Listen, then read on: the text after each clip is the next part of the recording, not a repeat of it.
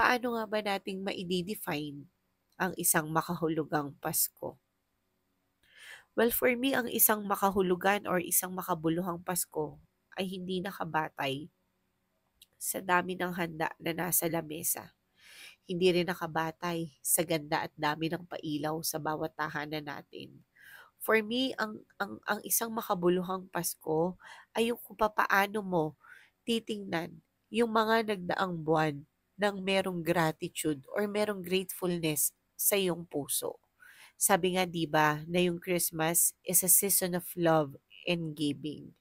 So, para sa akin, madi-define ko ang isang makabuluhang Pasko kapag nilingon ko pabalik yung mga nakaraang buwan na kung papaano punong-puno ng pagmamahal, punong-puno ng pagbibigay ang Panginoon sa buhay ko na nilakaran.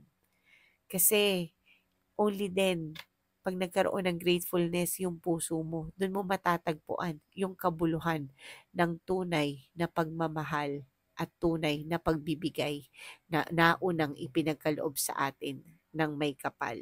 Magandang gabi po. This is Miss Ann Positivity at bumabati po sa inyo ng isang makabuluhan at masayang Kapaskuhan.